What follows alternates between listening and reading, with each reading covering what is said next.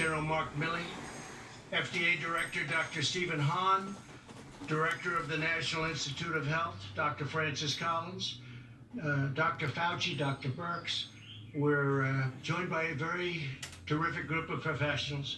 Tomorrow will mark 30 days since we released the White House guidelines for a safe and phased opening of America. That's what we're doing. It's the opening of America.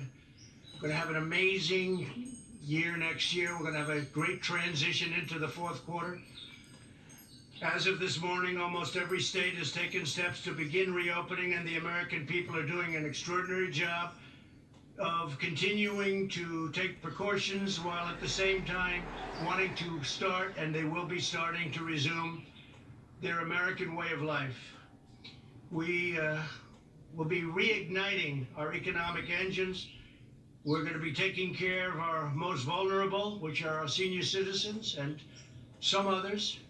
We're going to be working very, very hard on our senior citizens and our nursing homes and various communities to support those that are struggling in this very difficult time. Others don't have the same kind of struggle.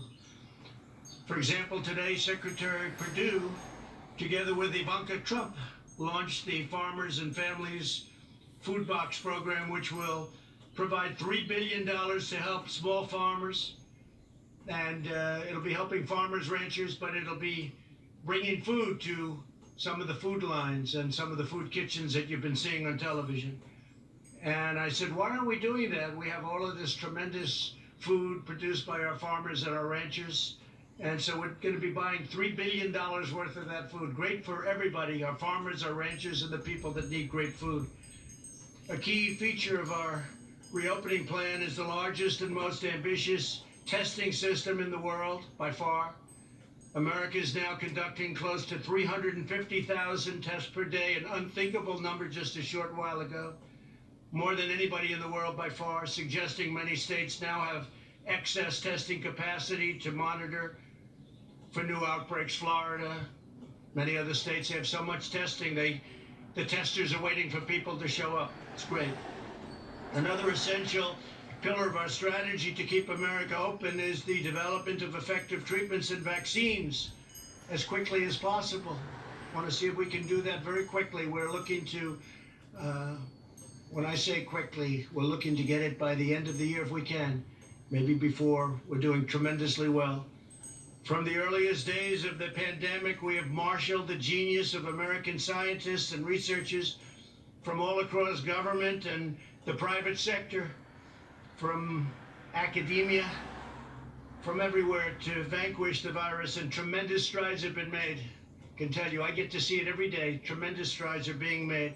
Scientists at the NIH began developing the first vaccine candidate on January 11th, think of that, within hours of the virus's genetic code being posted online. So January 11th, most people never even heard what was going on January 11th, and we were out there trying to develop a vaccine, not even knowing what we were up against. Then my administration cut through every piece of red tape to achieve the fastest ever by far launch of a vaccine trial for this new virus, this very vicious virus. And I want to thank all of the doctors and scientists and researchers involved, because they've never moved like this, or never even close.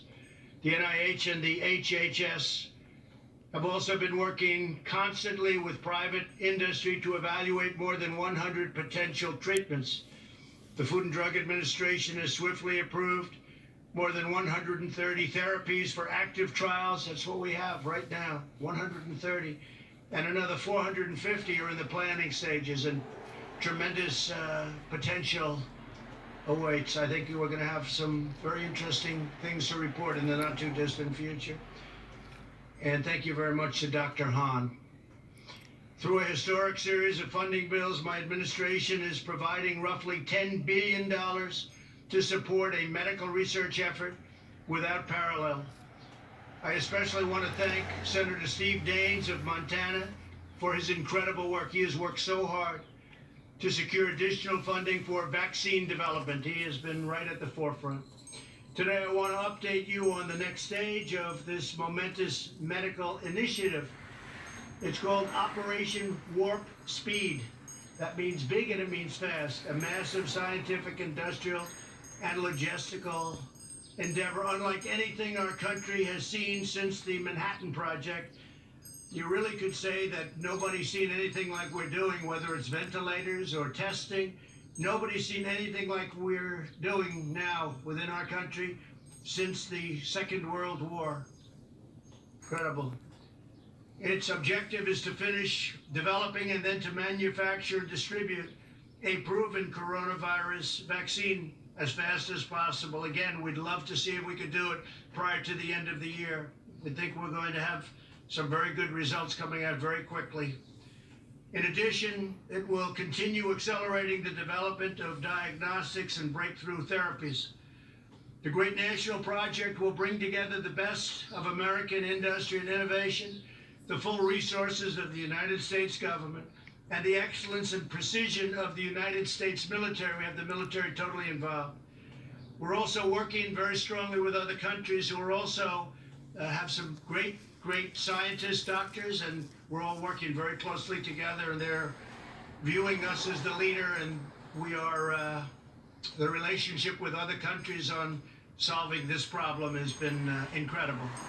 To date, Operation Warp Speed has brought together all of the experts across the federal government from places like the NIH, CDC, FDA, and many other agencies. This historic partnership will now bring together the full resources of the Department of Health and Human Services with the Department of Defense, and we know what that means. That means the full power and strength of the military, and that really talking about the logistics. We get it when we get it. That means the logistics, getting it out so that everybody can take it. And today we're proud to announce the addition of two of the most highly respected, skilled professionals in our country, worldwide respected. Operation Warp Speed's chief scientist will be Dr. Moncef Slaoui, a world-renowned immunologist who helped create 14 new vaccines. That's a lot of our new vaccines in 10 years during his time in the private sector, one of the most respected men in the world in the production and really on the formulation of vaccines.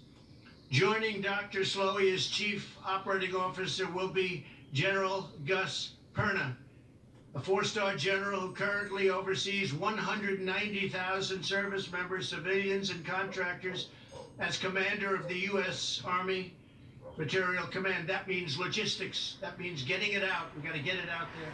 So, General, thank you very much. And Doctor, thank you very much. It's great to have you on board. Really highly respected people. Thank you. These two outstanding individuals will provide more details following my remarks.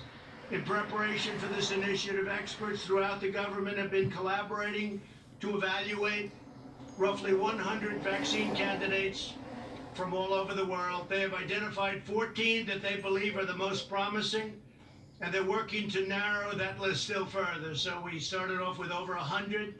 We're down to 14, and we have some really interesting choices to be made. We're doing very well. Through Operation Warp Speed, the federal government is providing unprecedented support and resources to safely expedite the trials, moving on at record speed. While we accelerate the final phases of vaccine trials, Operation Warp Speed will be simultaneously accelerating its manufacturing process. In other words, we're getting ready so that when we get the good word that we have the vaccine, we have the formula, we have what we need, we're ready to go, as opposed to taking years to gear up. We're gearing up. It's risky, it's expensive, but we'll be saving massive amounts of time. We'll be saving years if we do this properly, and that's what we're doing. So we're gearing up on the assumption that we'll have in the near future, relatively near future, a vaccine. Typically, pharmaceutical companies wait to manufacture a vaccine until it has received all of the regulatory approvals necessary, and this can delay vaccines availability to the public as much as a year and even more than that.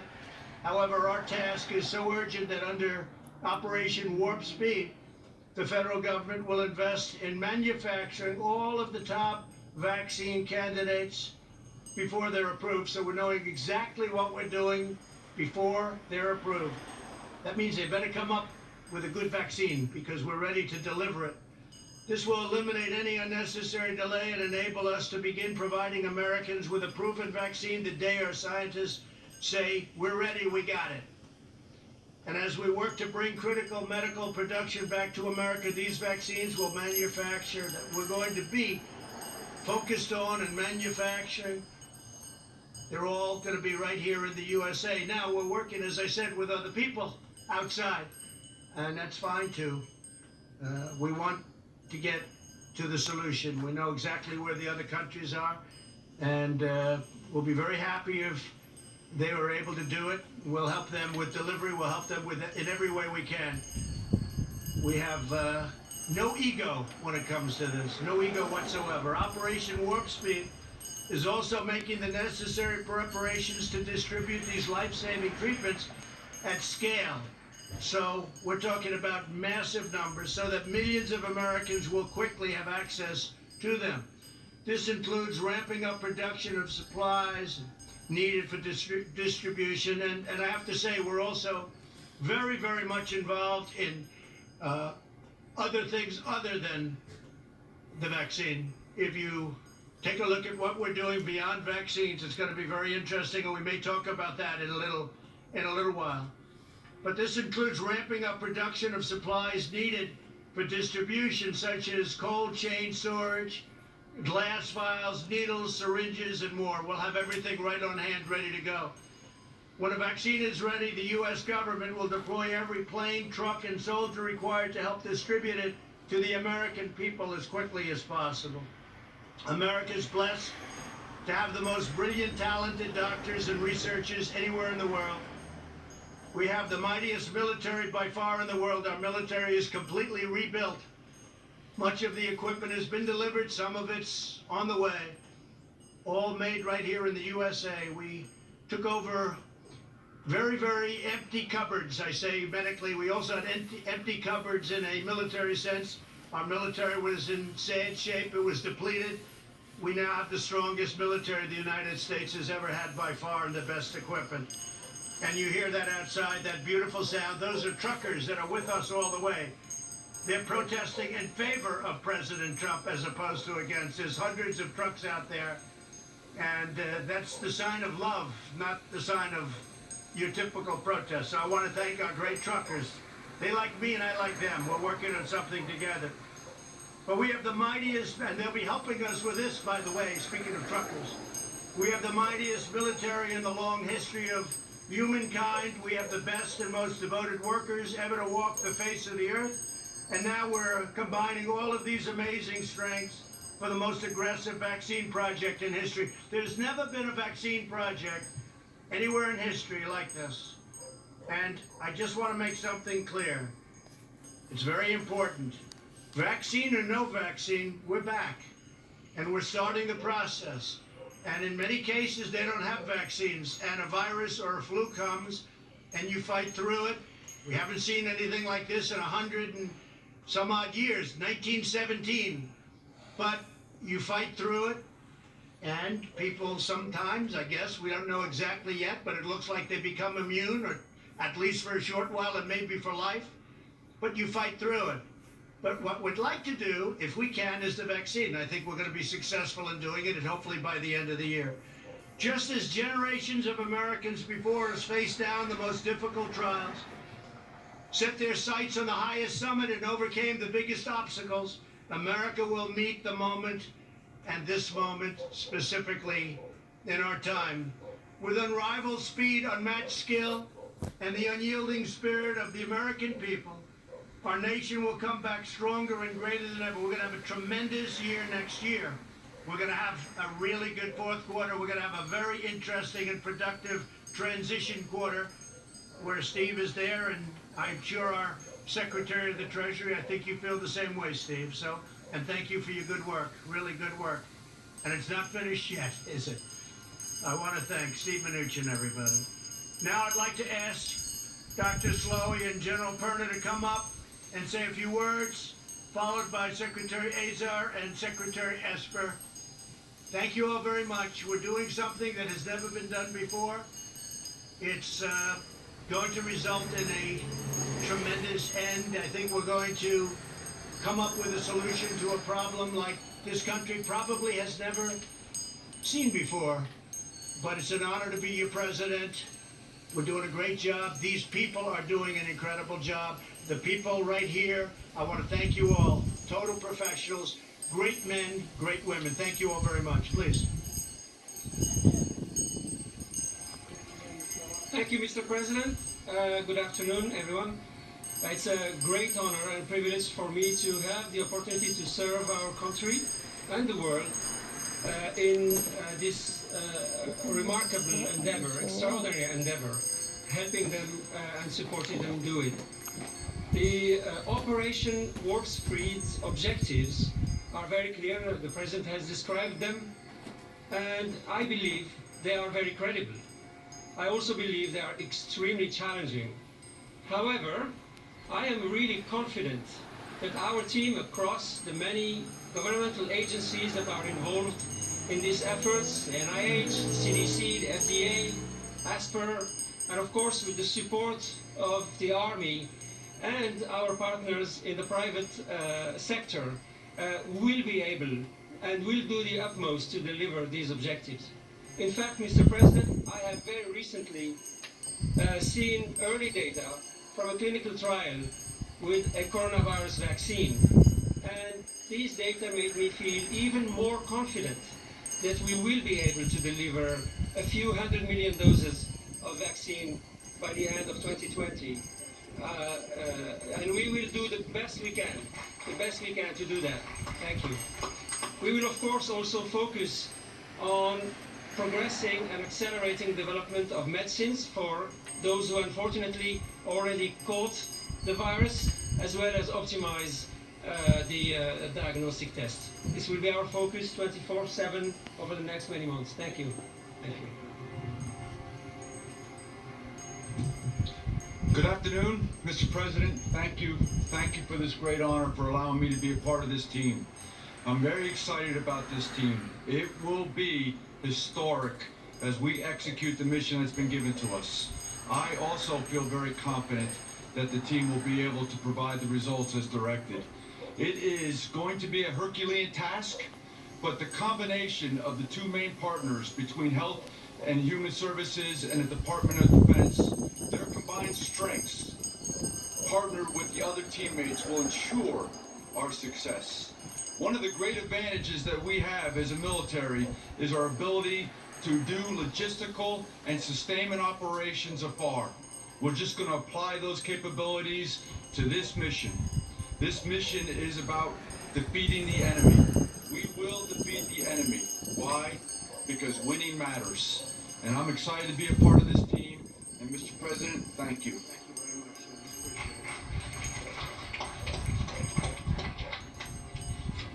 Well, thank you, Mr. President, for your leadership of this historic effort. Your vision for Operation Warp Speed, setting a goal of a vaccine by January 2021, will be one of the great scientific and humanitarian accomplishments in human history. Today, you're announcing the team that can get it done. Dr. Slaoui is arguably the world's most experienced and successful vaccine developer, responsible for some of the major recent breakthroughs in vaccines. General Perna oversees one of the world's largest logistics and supply chain operations, the one that keeps the Army running. 3 highly accomplished career HHS scientists will oversee each area of Operation Warp Speed. Dr. Peter Marks of FDA for vaccines, Dr. Janet Woodcock of FDA for therapeutics, and Dr. Bruce Tromberg of NIH for diagnostics. This is truly a dream team. We started work on each of these areas in January, and Congress has provided nearly $10 billion explicitly for this kind of research and development effort. Operation Warp Speed will integrate existing efforts that are coordinating vaccine, therapeutic, and countermeasure development, including NIH's ACTIVE and RADx initiatives. This week, HHS and DoD already announced new contracts to manufacture hundreds of millions of needles and syringes here in America for distributing an eventual vaccine. Finally, the President's efforts will ensure not only that we get vaccines, therapeutics, and diagnostics faster, but that we get large donations of the eventual products so they're affordable for the American people. So thank you, Mr. President, and thank you to all of the American scientists and inventors at HHS, at DoD, and elsewhere who are hard at work already. And I really want to express my personal appreciation to Secretary Esper and the Department of Defense, because this partnership is what's going to make this truly an historic endeavor. Thank you.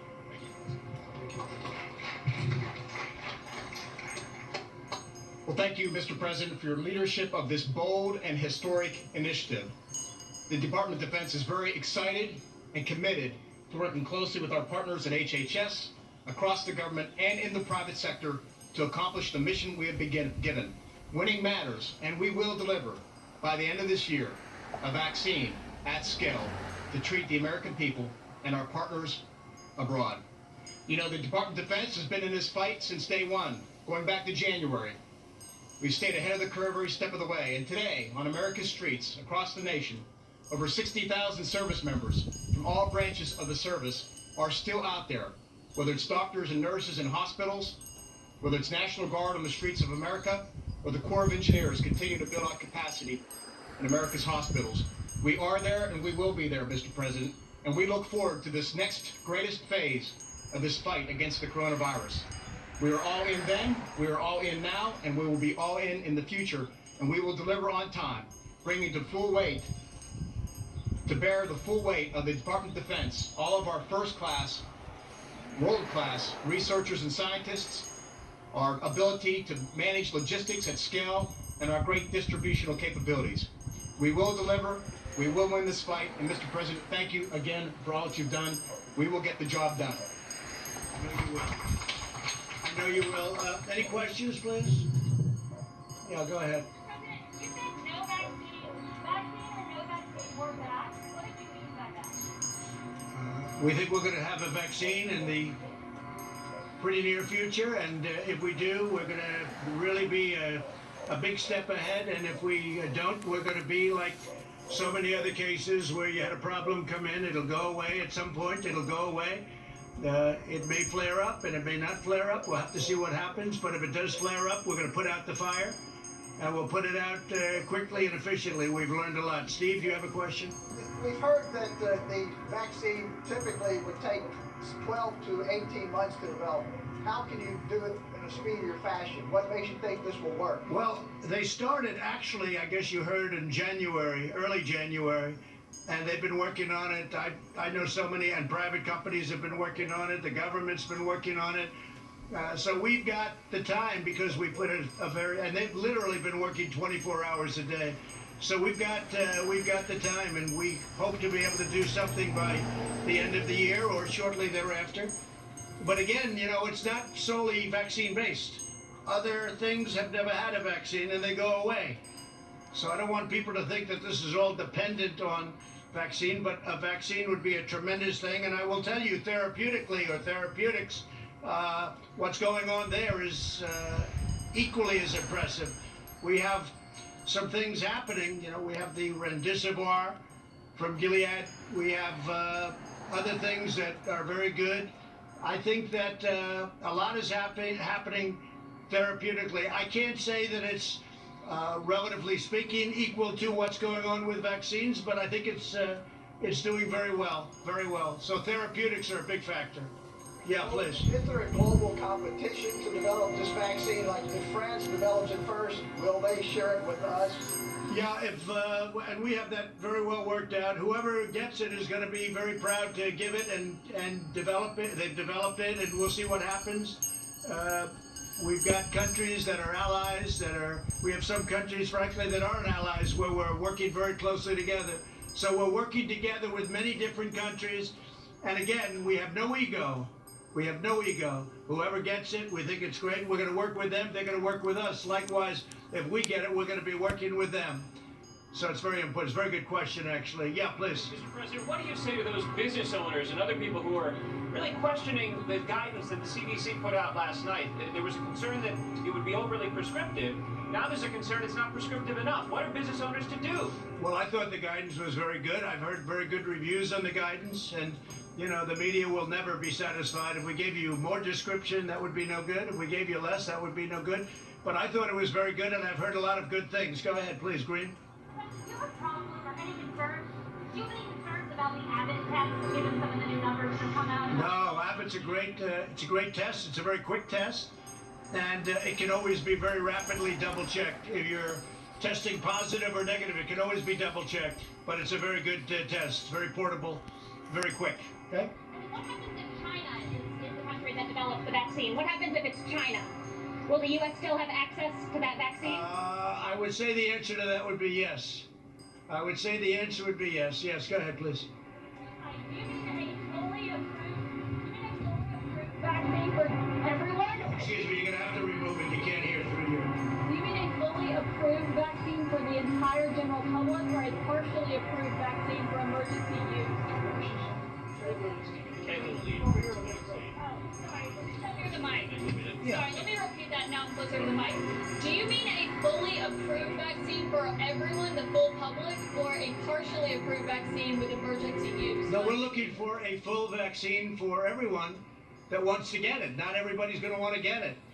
Your But opinion? we're looking at a full vaccine. Is that a correct statement? Yeah, we'll. Please.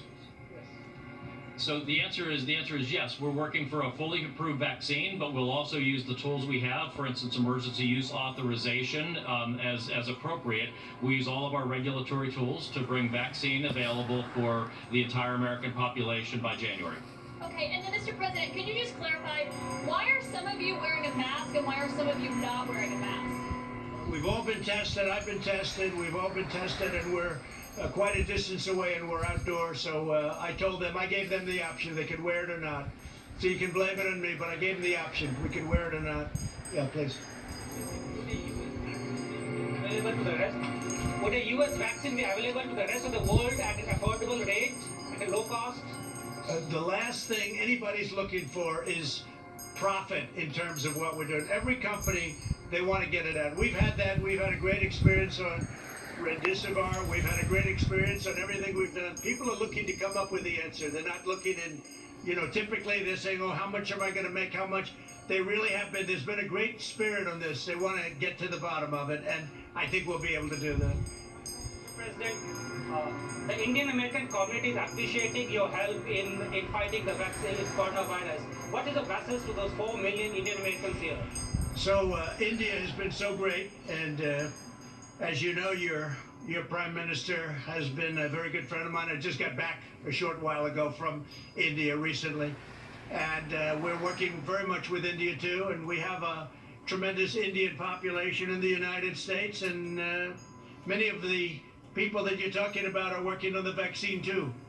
Great scientists and researchers. Yeah, but we're working very closely also with India. Correct. And say hello to your prime minister. Yeah, please go ahead. Thank you, Mr. President. What steps, if any, is your administration taking to ensure that the communities and the states that are hardest hit will have first access to the vaccine? Have these discussions been had, or are there any plans? Yeah, I think we've done a good job with that. Certain areas have been hit very hard, New York, New Jersey, et cetera, et cetera. Working very closely with the governors. We've worked with all of the governors. We've made a lot of people look very good with what we've done on ventilators, with what we've done on testing. We're working with all of the governors. We just sent a big transit package to New Jersey. I just spoke to the governor of New Jersey, who's a terrific person, by the way, I have to tell you, and I just told him a lot of money's coming your way for the transit. And also I spoke with the governor of New York, Governor Cuomo. We just had a conversation yesterday. We're sending them a lot of transportation money, so it's important. But we've had a very good relationship working with all of the states, regardless, all of the states. And if we do get fortunate enough, and I think we're skilled enough, but fortunate enough to have a vaccine, it'll get out fairly and quickly. At any point considering reimposing additional tariffs on China or tearing up the deal in any other way? Well, I don't want to talk about it. I can say China is buying a lot of our product, but the trade deal, ink was barely dry when this came in from China, so it's not like we're thrilled. Okay, go ahead, please. Mr. President, can I ask one more?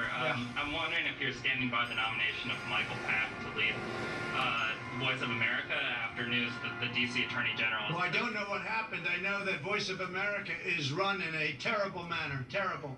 And they're not the Voice of America. They're the opposite of the Voice of America. And we have a man who is very good. I don't know, he's in the nominating process, but I'll have to check that out. Yeah, please. Thank you, Mr. President.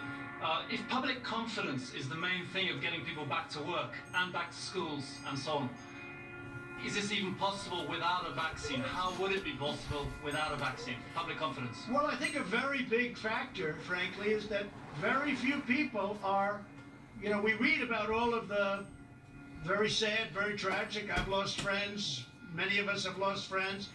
We read about that and we see that, and that's what the news covers. But a very, very small, that's a very small percentage. It's a very, very small percentage. I say it all the time. It's a tiny percentage. The vast majority, many people don't even know they have it. They have it, or they have sniffles, or they have a very minor sign, and they recover. Not only recover, they probably have immunity, whether it's short-term, long-term, but they have probably immunity. And I think people have to understand that. That's why I think the schools should be back in the fall. I think that lots of things should happen. I don't think that you should have 70-year-old teachers back yet. They should wait till everything is gone. I don't think you should have a professor that's 65 and has diabetes or has a bad heart back necessarily, or somebody that's older than that. But we want to see our schools back. We want to see our country start to work again. We created the greatest economy in the history of the world. And we're going to do it again. And you're going to see that next year. And it's going to start, you'll start to see it in the fourth quarter, maybe even before that. Yeah. Are you at all concerned about children or teachers who are in the school bringing it home to their families, their spouses? I'm concerned about everything, and I'm also concerned about our country. Our country has to get back. And you know, what you're talking is when you are doing what we did with the shutdown, that causes death also. It causes massive depression. It causes drugs. It causes suicide.